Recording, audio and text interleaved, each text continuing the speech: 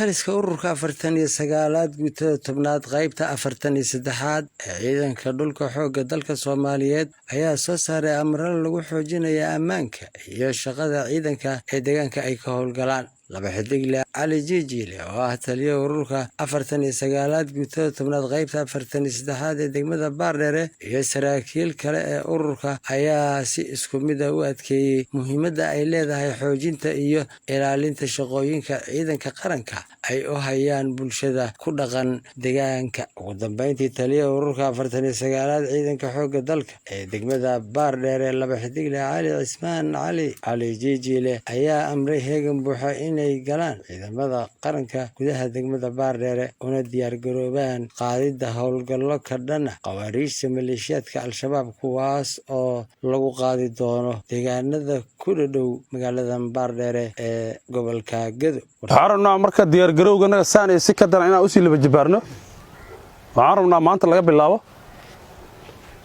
ilaa xilli dambo heegan buuxa waayo.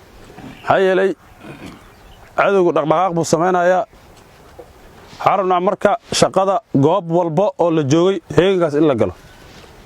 oo qof dhar cada la arag nin walba tuutihiisa iyo dariiskiisa uu qabo goobta shaqada loogu talgalana uu joogo.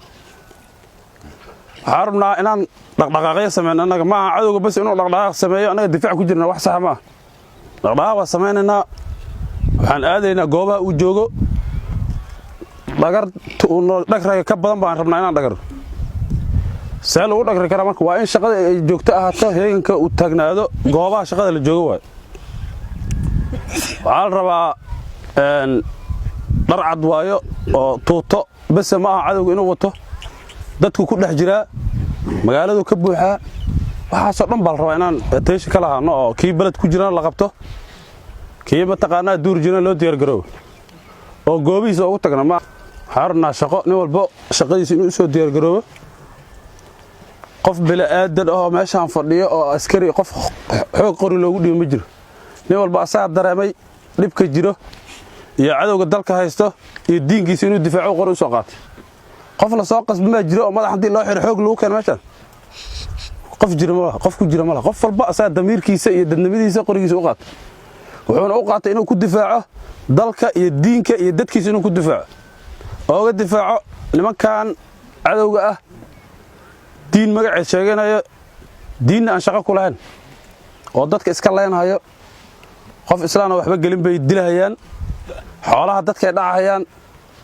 kuwa waa dhibaato socoto way. ilaahay diinkiisa in la dilo saddex buu u jiday bas in la dilo ilaahay diinkiisa saddex qof in la dilo bas u jiday nafti naf goyso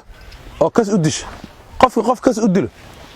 naftaas in la dilo ilaahay subxaanahu wa ta'aala wuu baneeyay.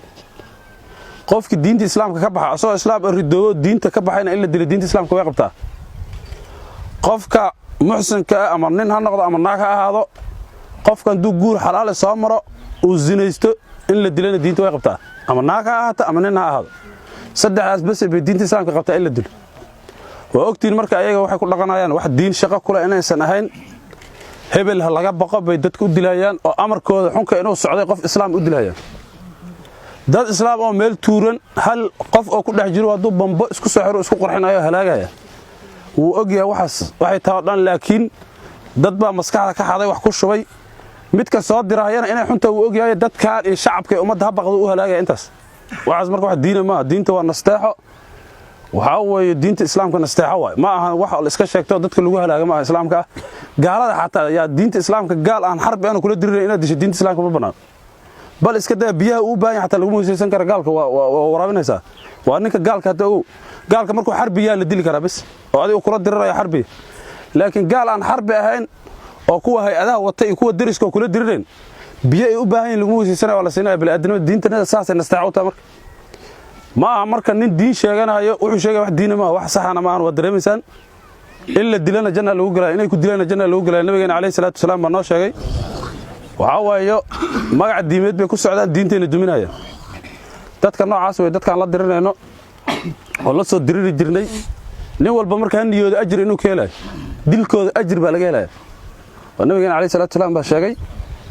waa liman qatala oo qatilo wiil ninka ay dilaan ama asaga dilo jannu ku galaya dad marka noocaasoo cibaado oo cibaadadii moogtay aad qabanaysa barbarka ah waxaa waaye in lagu jihaado oon laga cararin oo mataqaanaa la laayo wey. Samee Xaaji Faarax, warbaahinta ciidamada qalabka sida degmada Baardheere ee gobolka Gedo.